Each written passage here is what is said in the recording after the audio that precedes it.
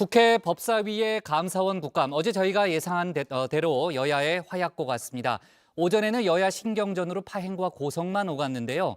오후 들어서야 겨우 질의가 시작됐습니다. 역시 여야의 공방이 뜨겁죠.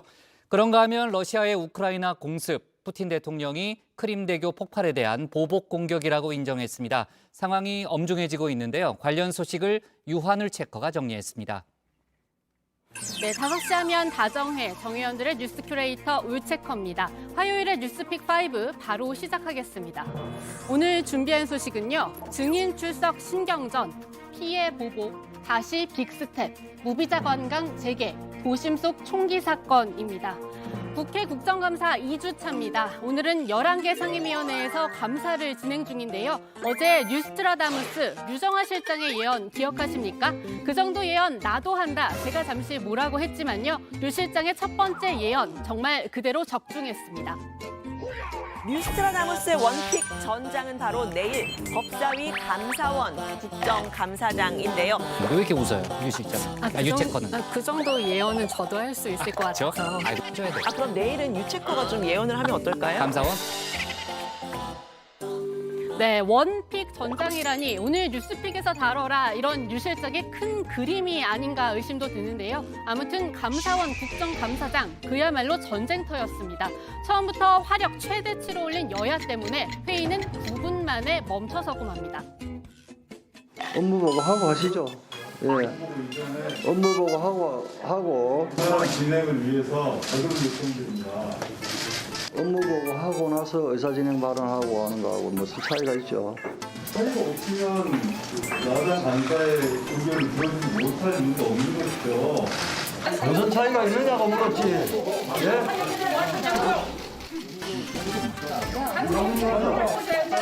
김남국 의원,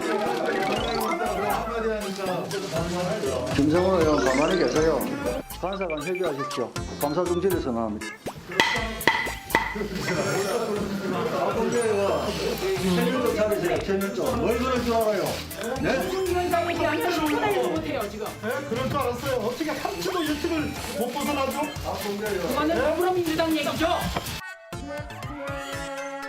네, 이렇게 멈춰섰다가 20분 만에 다시 시작한 국정감사. 감사원에선 최재해 원장과 유병호 사무총장이 참석했는데요.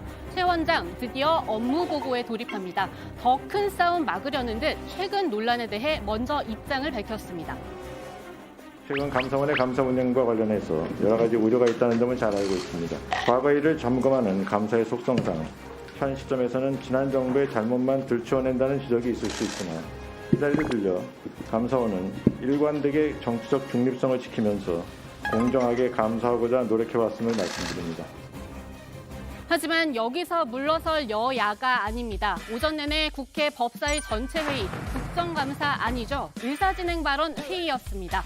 발언을 1분 하느냐, 3분 하느냐를 놓고도 독보적인 신스킬러 박범계 의원 발끈합니다. 아니 1분만 할게요. 아니 1분만 요구를 하셨기 때문에 1분 드렸지 않습니까? 네, 저도 그러기 때문에 두 분의 발언이 똑같습니다. 예, 마치겠습니다. 정도표 위원장님 체제가 하도 무서워가지고 내 자기 법령 때문에 그런 건데. 네, 전직 법무부 장관께서 참 하실 말씀이 아닌 것 같습니다. 네, 그렇다면 오늘 이 의사진행 발언 회의 그 이유는 뭘까요? 바로 민주당의 감사위원 전원 배석 요구 때문입니다. 감사원은 감사원장과 감사위원 6인으로 구성한다. 감사원법에는 이렇게 명시가 돼 있는데요. 여기에도 없는 실세 사무총장 때문에 감사위원들이 의사결정 과정에서 소외된 건 아닌지 국감장에서 직접 확인해야겠다는 취지입니다. 반드시 여기 회의에 참석하셔서 의원들과 문답을 진행해 주시길 정중하게 요청드립니다. 그렇지 않으면 유병호 사무총장의 전횡으로 모든 그 감사위원들의 역할이 유명무실화 되었다. 이런 오역을 피해갈 수 없다는 점으로 분명하게 말씀드립니다. 국민의힘은 감사위원을 감사한 전례가 없다면서 막아섰는데요. 그렇다면 팩트체크하지 않을 수 없죠. 야당에서 감사위원한테 질의한 날짜로 따져 묻자 질의 내용 찾아와 반격하는 여당입니다. 2016년 국정감사 때 감사위원들이 질의를 받았습니다. 감사원은 여러분 외부 감사를 받지 않습니다. 국회와 법사위가 유일하게 감사원을 견제하고 관리하는 기관입니다. 2016년도 감사위원에 대한 질의 답변 문제는 아마 제가 찾은 자료에 의하면 아마 실질적인 질의 답변이 없었던 것 같고요.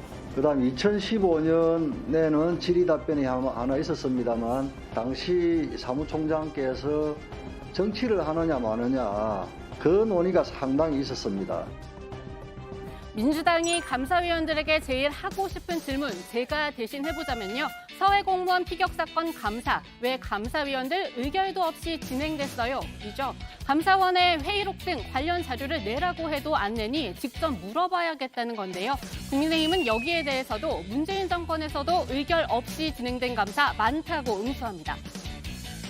100% 못 받은 분들도 계시고요. 많이 받아봤자 30%밖에 받지 못했고 대다수 제출조차 거부하고 있습니다. 이래가지고 감사원장 그리고 또 감사원 사무총장의 근태 상황, 권익위 위원장을 이 감사를 할 때 그런 명분들을 드셨는데 박 전 대통령의 감사 역시 마찬가지로 감사위원회 의결 없이 이루어졌습니다. 이런 사례가 너무나 많습니다. 이것은 그렇기 때문에 과연 이 지금 감사위원들을 배석해서 무슨 말씀을 좀 하고 싶으신 겁니까? 네, 이렇게 여야끼리 공반만 주고받으니까 당사자 입장도 안 들어볼 수 없겠죠. 약 1시간 만에 다시 입을 떼는 최재해 원장입니다. 저희들은 감사 착수, 그러니까 감사 개시하고 하는 권한, 그거는 감사위원회 의결 사항이 아니고요. 감사원장한테 있다 이렇게 저희들은 해석을 하고 줄곧 그렇게 운영을 해왔다는 말씀을 드립니다. 다음부터는 감사원장의 지휘감독을 받아서 회계검사와 직무감찰, 심사청구 이런 것들을 한다고 되어 있고요.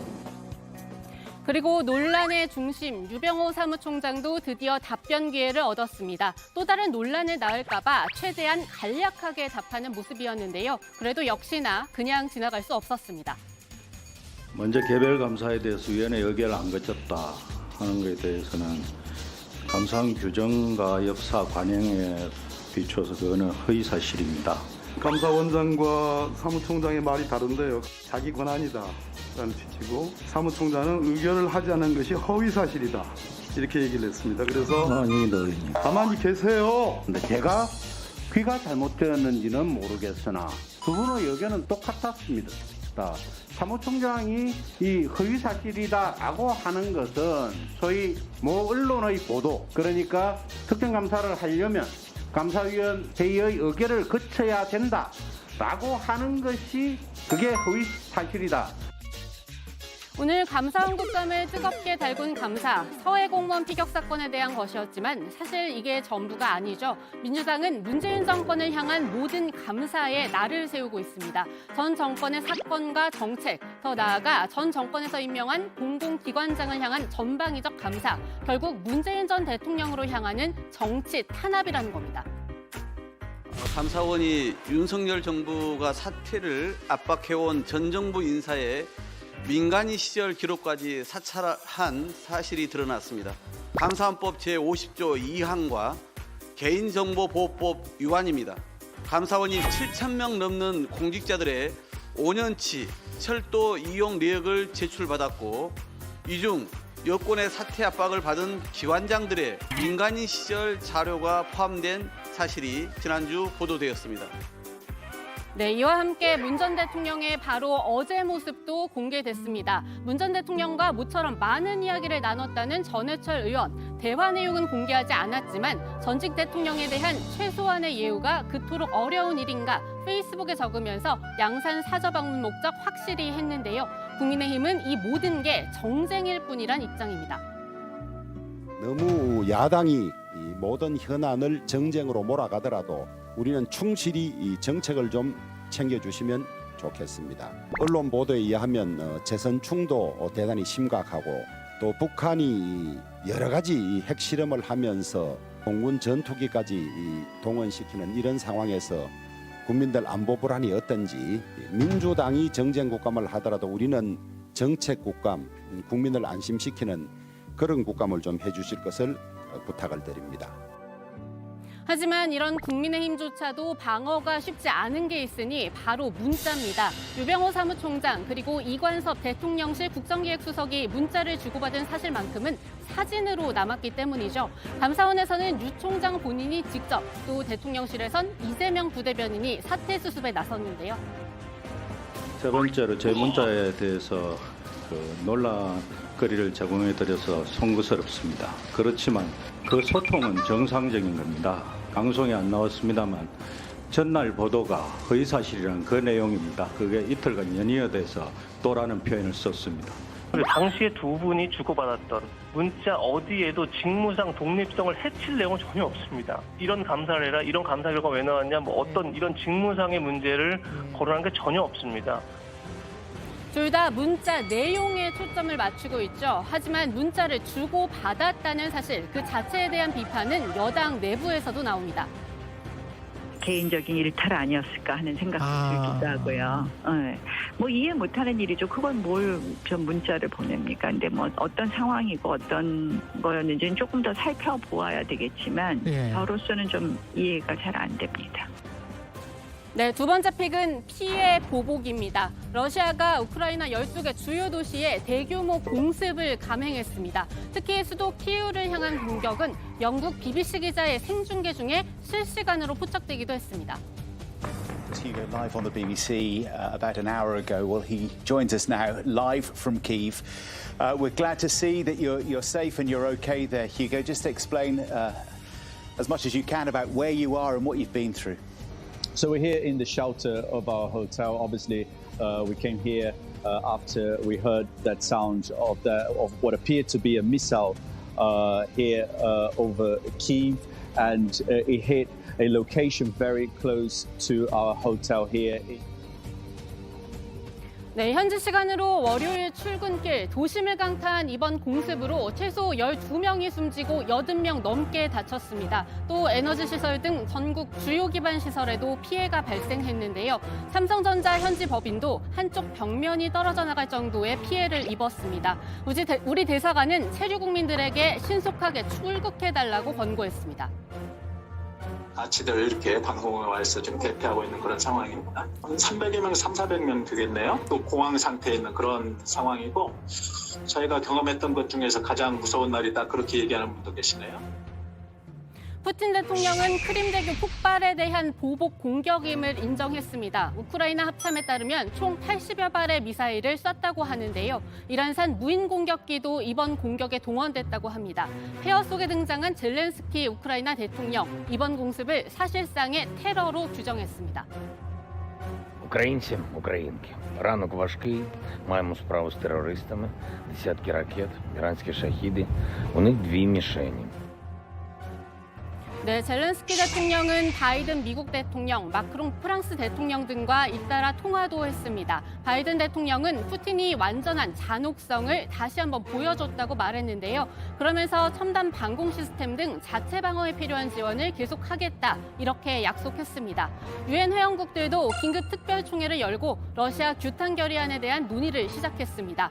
러시아의 불법적인 우크라이나 영토 병합 시도 규탄, 그리고 러시아 병력의 즉각적인 우크라 철군을 요구하는 내용입니다. 네, 오늘의 뉴스픽은 여기까지입니다. 3, 4, 5픽은 들어가서 운영진들과 함께 전해드리겠습니다. 뉴스픽 5였습니다.